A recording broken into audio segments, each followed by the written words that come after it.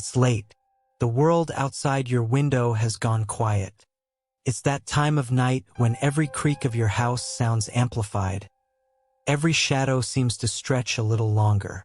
It's a time we tell ourselves we are safe, locked away in our own private worlds. But we're never truly alone, are we? There are people just on the other side of that wall, just across that lawn. Our neighbors. We trust them. Or at the very least, we trust them to leave us alone. We trust in the unspoken rules of society. But sometimes that trust is a fatal mistake.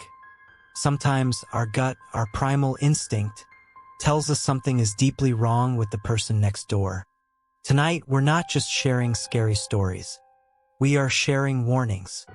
3 allegedly true accounts from people who noticed a red flag, a terrifying sign from their neighbor, a sign that should never, ever be ignored. If you've ever felt that cold, prickling sensation that something isn't right next door, then hit that hype button below, please, because it's completely free, because it helps us spread these crucial warnings. We'll hear about a neighbor who knew far too much, one whose strange hobby was a sign of something monstrous, and a neighbor whose sudden silence was more terrifying than any scream. Listen closely, because the first warning sign is when they know more about you than they should.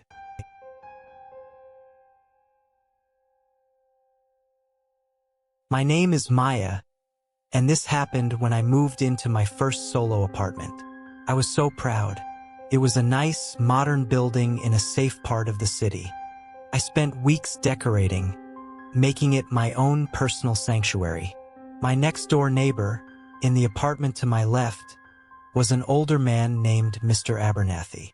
He introduced himself the first day I moved in. He was charming, well-spoken, and had a grandfatherly air about him. He seemed like the perfect, quiet neighbor. The first sign, the first little red flag that I foolishly ignored, came about a week after I moved in. I had bought a unique, antique-style lamp for my bedroom. That evening, as I was getting my mail, I ran into Mr. Abernathy in the hallway. "Good evening, Maya," he said with a warm smile. "That new lamp you got for your bedroom is just lovely. It casts a very pleasant glow." I froze for a second. My bedroom window faced the back of the building, a sheer drop into a private alley. There was no other building opposite it. There was absolutely no way he could have seen the lamp unless he was standing in my bedroom. I felt a nervous flutter in my stomach, but I quickly rationalized it. Maybe he saw me bringing the box in? Maybe he'd seen its reflection from the hallway when my door was open? I forced a smile. "Oh, thank you, Mr. Abernathy." The second sign came a few days later. I was expecting an important package, a birthday gift for my sister. I was tracking it online, and it said it would be delivered that afternoon. Around noon, there was a knock at my door. It was Mr. Abernathy holding the package. "This was left outside your door," he said, still smiling. I didn't want anyone to take it. I was grateful but also confused. I hadn't even received the delivered notification on my phone yet. How did he know it was there so quickly? It was as if he was waiting for it. "You're a lifesaver," I said, taking the package. He just nodded, his eyes lingering on the inside of my apartment for a moment too long before he went back to his own. The signs kept getting stranger, more personal. He started mentioning things he had no business knowing. One day he said, "I hope your sister enjoyed her phone call with you last night. You two sound so close." I had been on the phone with my sister for an hour in my living room. I always pace when I talk. I started to feel a crawling sensation under my skin. The walls in the building were thick. There's no way he could have overheard a normal conversation. The paranoia began to set in. Was I going crazy? Was I just being overly suspicious of a lonely old man? I started to doubt myself. But the feeling of being watched, of being listened to, was becoming overwhelming. I started playing music constantly, just to create some noise, some privacy. The final, horrifying proof came about a month into this slow-burn nightmare. Mr. Abernathy knocked on my door one evening. "My dear," he said, holding a beautiful potted orchid, "I noticed you don't have many plants. I thought this might brighten up your living room. A little welcome to the building gift." I was so taken aback by the kind gesture that for a moment, my fear subsided. Maybe I had been wrong about him all along. I gratefully accepted the plant and placed it on a small table in my living room. That night, I couldn't shake a feeling of dread. His kindness felt wrong. It felt calculated. My gut was screaming at me. On a hunch, I decided to do something that felt insane. I decided to repot the orchid. My hands were shaking as I gently lifted the plant from its ceramic pot. I dug my fingers into the soil, feeling around. And then, my fingers hit something small, hard, and metallic. I pulled it out. It was a tiny, black disc, no bigger than a coin, with a small microphone embedded in it. It was a listening device. A bug. I dropped it on the floor as if it were on fire. My blood ran cold. The lamp, the package, the phone call. He wasn't guessing. He wasn't a psychic. He was listening to every single moment of my life. The charming, grandfatherly old man was a predator, and he had been in my apartment. He had planted this. How many more were there? I didn't wait to find out. I grabbed my purse, my keys, and I ran out of that apartment. I went to a friend's house and called the police. They investigated and found 2 more devices in my apartment. Mr. Abernathy was arrested. It turned out he had done this to 3 other single women in the building over the past 10 years. So that's the first sign. When your neighbor seems to know things they shouldn't. Don't rationalize it. Don't dismiss it. Trust your gut. Because you never know how they're getting their information. Has a neighbor ever crossed a boundary in a way that made you feel unsafe? Share your story of unsettling encounters below.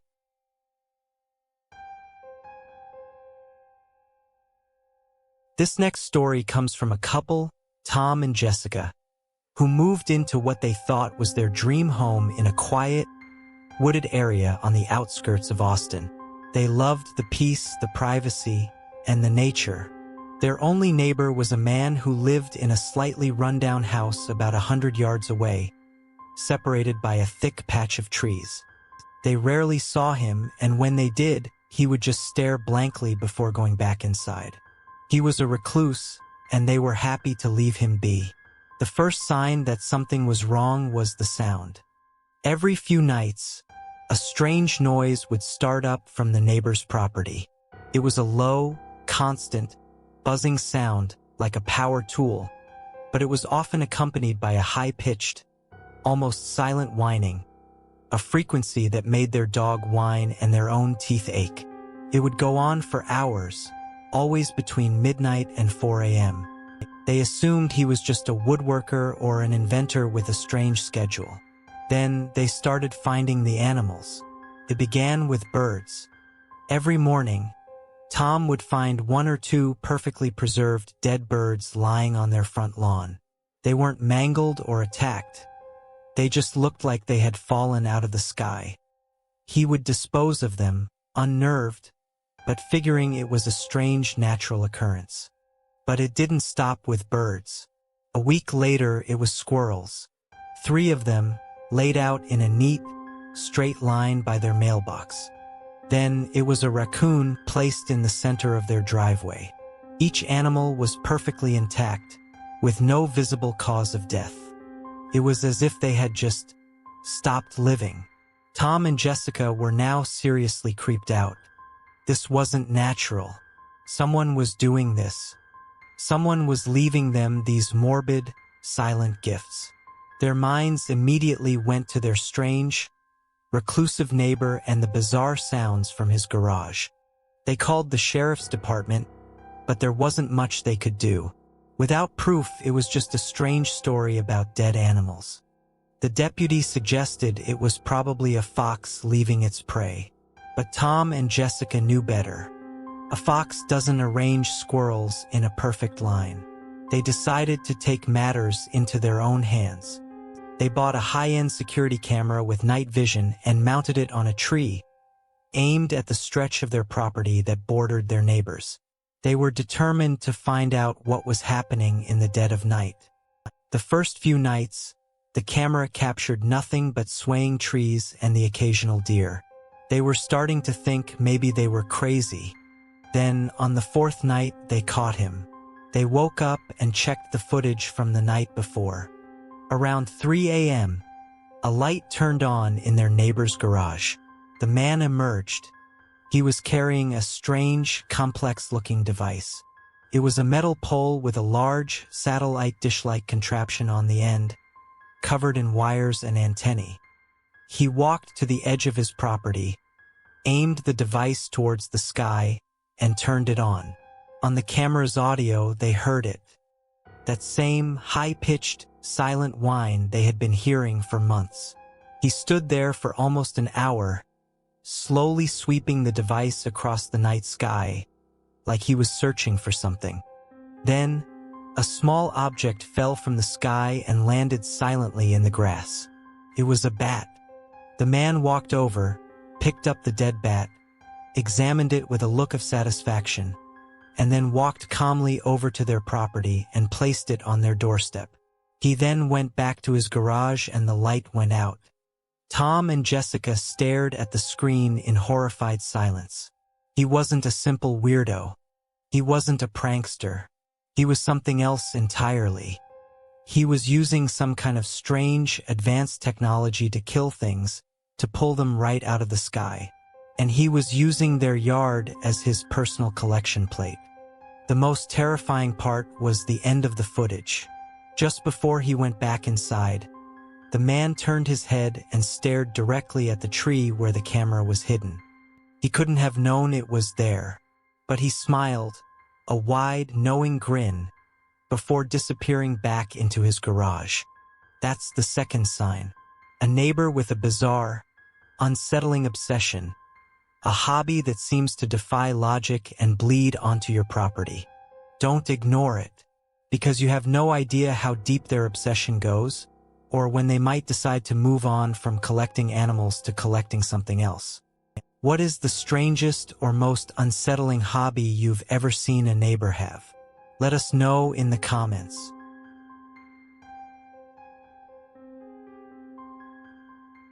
This last story comes from a guy named Chris, and it's about a different kind of warning sign.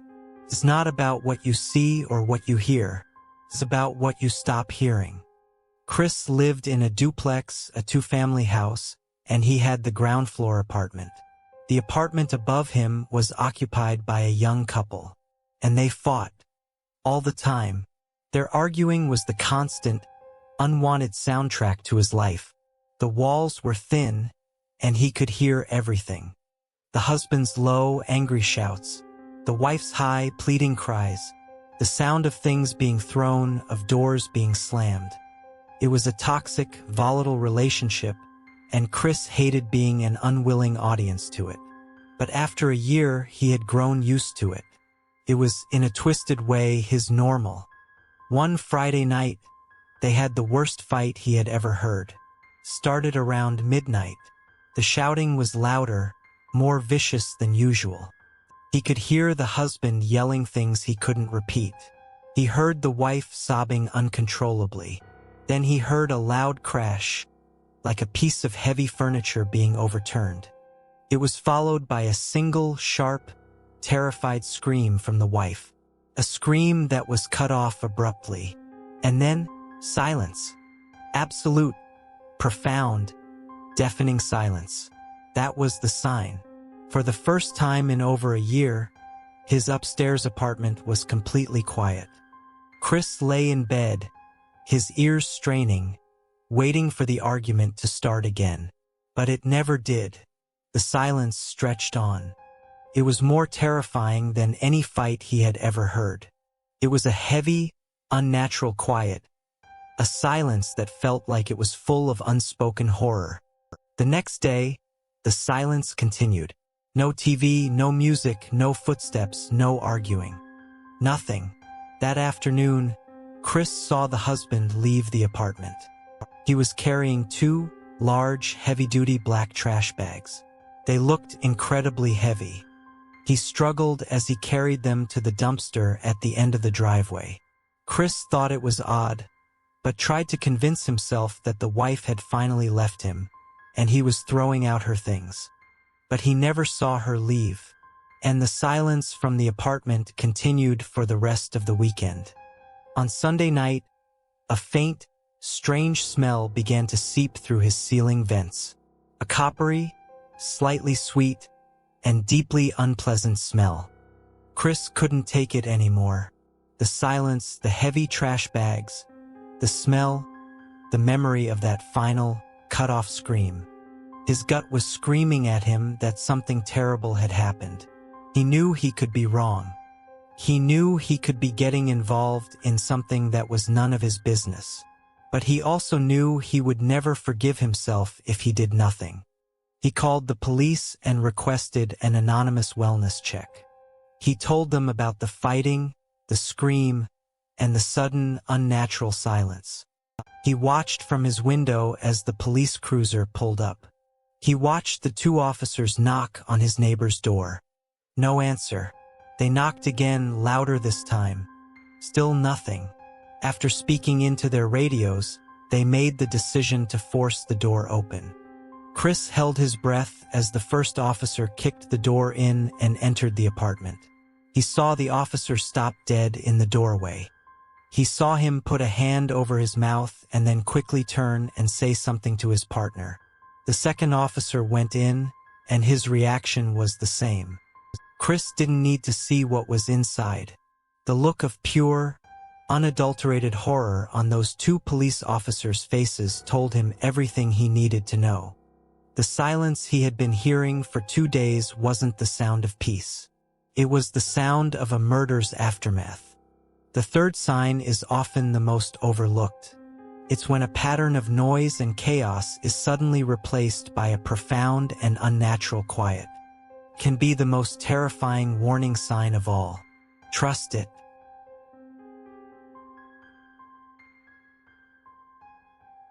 A neighbor who knows your secrets. A neighbor with a monstrous, hidden obsession. A neighbor whose sudden silence hides an unspeakable act. 3 stories, 3 warnings. They teach us that sometimes the biggest red flags aren't loud and obvious. They are quiet, subtle, and they prey on our desire not to get involved. Trust your instincts, that feeling in your gut that something is fundamentally wrong. It's a warning system that has been honed over millennia of survival. Don't ignore it. The people in these stories did at first, and they barely lived to tell the tale. The next time you feel that chill when you look at the house next door, listen to it. What's a warning sign you think people should never ignore? Share your wisdom in the comments below. And if you found these stories unsettlingly true, be sure to like and subscribe for more real-life horror. Stay safe, and pay attention to the silence.